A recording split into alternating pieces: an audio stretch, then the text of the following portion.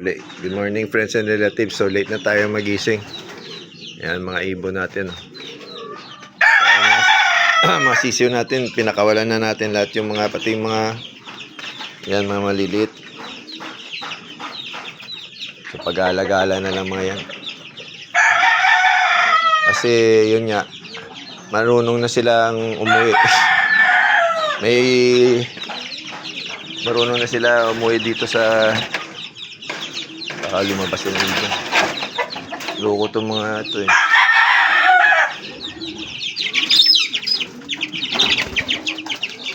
Yan yung huling batch natin nilipat dito. Yan. So pinakawalan na natin sila yan.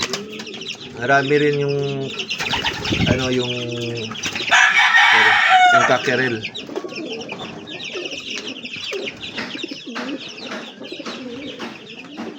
Yan anak ng Burdagol. Budtak na bison. Nandun yung 2 times oh. Lipat natin. So lipat na naman natin mamaya. Ito yung mga cockerel. Ay nako, poops. Tinatapon natin dito. Dito yung makapasok. Yan. Sana makahabol sa yan sa WPC. Pogi.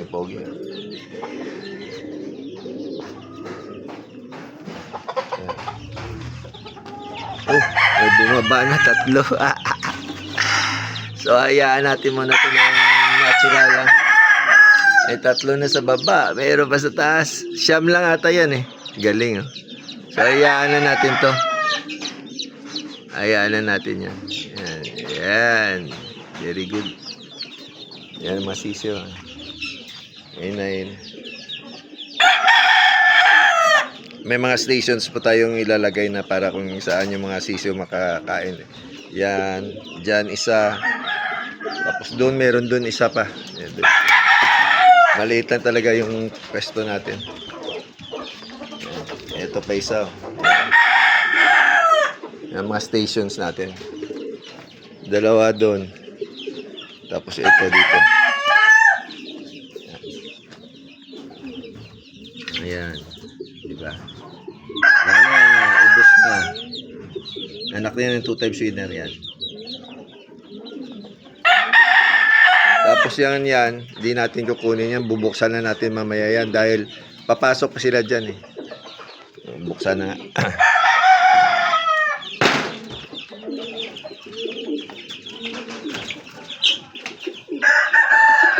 Minsan talaga sa buhay, ganyan talaga ang buhay. Pag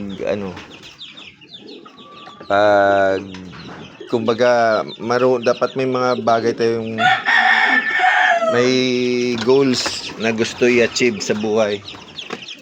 Yan. Kasi yan yung magiging motivation natin. So dito sila. Yan, training nila yan. Training nila yan. Kasi sa wild, ganun din yung mga manok. Naghahanap ng pagkain yan. So, maghahanap yan, mag-iikot. So, yung pag-iikot nila, na yun. Kasama na yun sa, nila, sa mga exercise nila para sa kanilang health.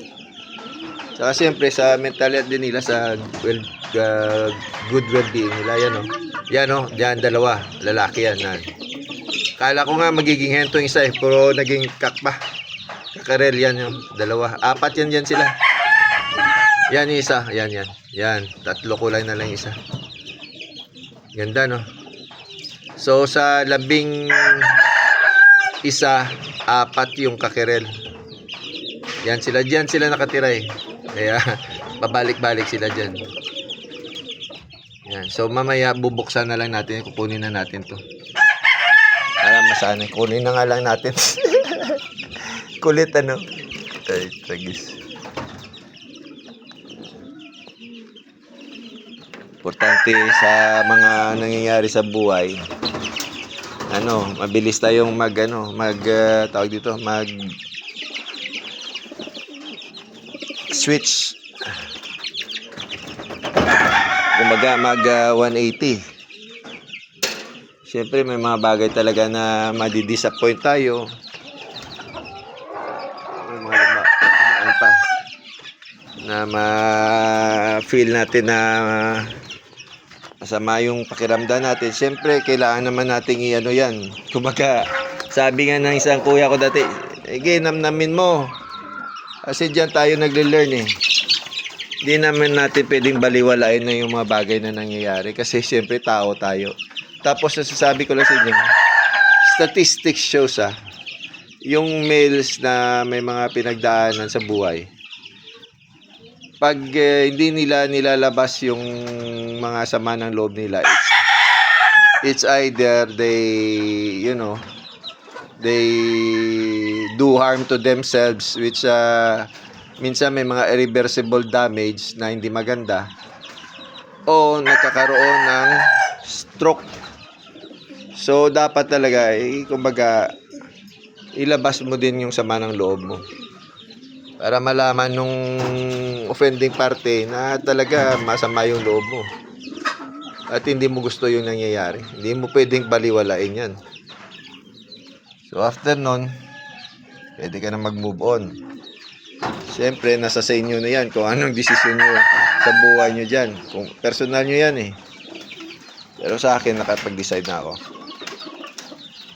So ayan. Yan lang buhay. So ako, dito lang ako. Stick lang ako sa goals ko. Focus lang ako dito dahil siyempre, ito yung future natin eh. At salamat pala sa mga kaibigan natin, kay Pre Randy, kay Pre Jason, kay Migo Ben. Salamat sa suporta. At saka kay Boss Joey Alvarado. Salamat talaga. Sa mga kaibigan pa natin na hindi ko na-mention, especially siyempre sa nanay ko. Malapit ng birthday niya sa April 4. Yan, sa kapatid ko yan. Sa inyo lahat, siyempre, sa mga nanonood, ng mga relatives and friends ko, salamat sa inyo sa suporta. Love you guys. Yan, umpisa na tayo. Kunin ko na lang to. Sige. Yan, kung pag may tinanim ka, may anihin ka talaga. Yan. Ciao. God bless. Isang broadcast natin nandun na, di ba, nadaanan na natin. Then, yung mga siso, bumaba na. Meron pa siguro na tira to. Konti lang naman kasi kahapon lang nag-umpisa eh. Love you. Stay safe and healthy. Tapos ni Mama birthday, April 4. Jonathan birthday, April 9. Love you guys. Ingat kayo dyan. Ciao.